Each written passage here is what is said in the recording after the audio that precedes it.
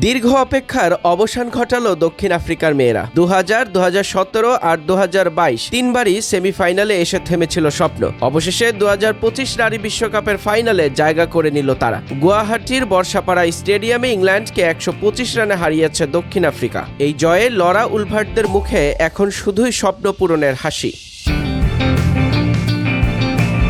Toss হেরে bat করতে নেমে অধিনায়ক লরা উলভার্ট করেন দুর্দান্ত সেঞ্চুরি।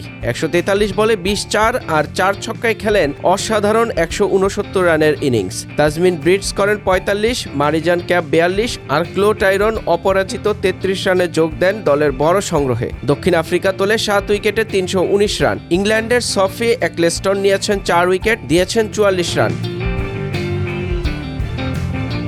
জবাবে মাত্র 1 রানেই 3 উইকেট হারিয়ে বিপর্যয়ে পড়ে ইংল্যান্ড। অধিনায়ক ন্যাট স্কাইবার ব্রান্টের 64, এলিস কাপসের 50 ও ড্যানি ওয়াটের 34 রানও দলকে বাঁচাতে পারেনি। 42.3 ওভারে ইংল্যান্ড অল আউট হয় 194 রানে। এই জয়ে ইতিহাস গড়ল দক্ষিণ আফ্রিকার মেয়েরা। প্রথমবারের মতো বিশ্বকাপের ফাইনালে তারা। ফাইনালে আগামী 2 নভেম্বর মুম্বাইয়ে লরা উলভার্টদের মুখোমুখি হবে ভারত কিংবা অস্ট্রেলিয়া।